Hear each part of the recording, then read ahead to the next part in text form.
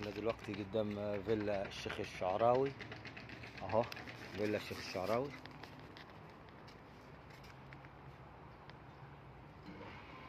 فيلا الشيخ اهو محمد متولي الشعراوي. ادي الفيلا من بره اهو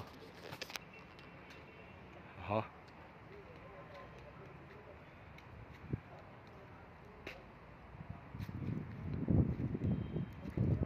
طبعا حدا اتشرف، بس طبعا الله يرحمه الشيخ الشعراوي كده من زمان، طبعا ما فيش حد فيها.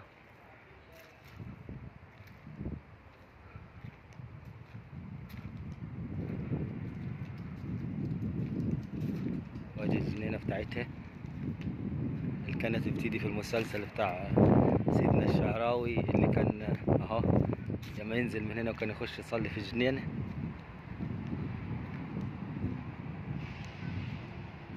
اهو. طبعا حاجة حلوة طبعا. متفاهم الراجل الغفير، وقال خش يا عم صور براحتك اهو. يعني على قد ما هي يعتبر أثرية،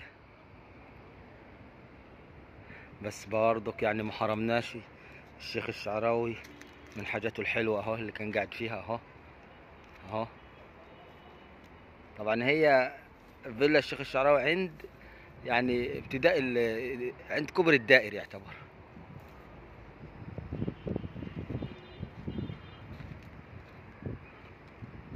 اهو.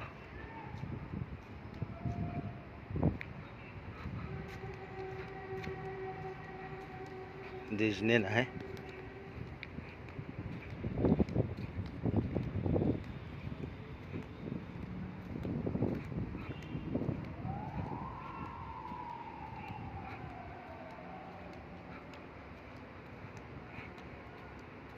وادي الفيلا اهو.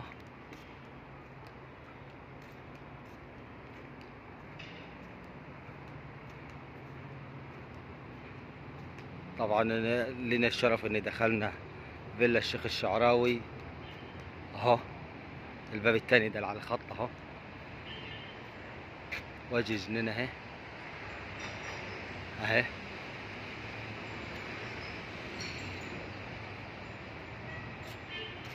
اهي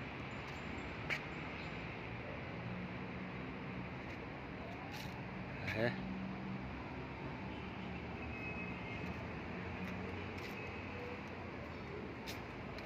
هذا طبعا حاجة حلوة خالص، النزاهة.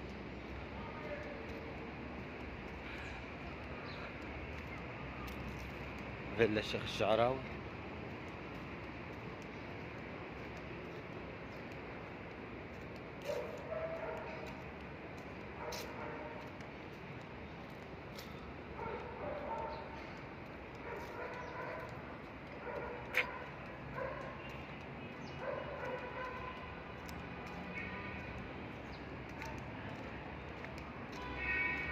طبعا يا خسارة بس ما حدش قاعد فيه اهو. احنا استأذنا من الغفير ودخلنا اهو.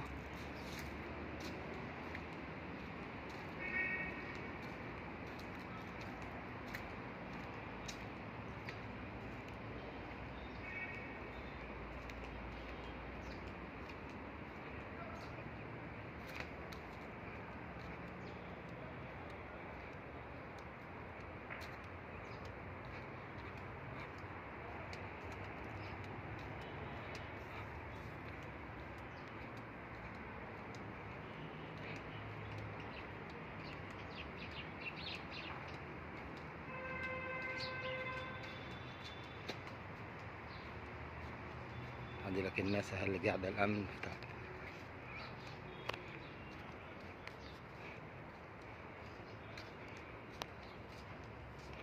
أهي.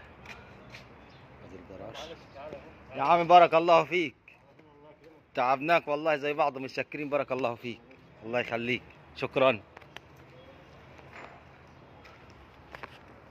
شكرا اهو.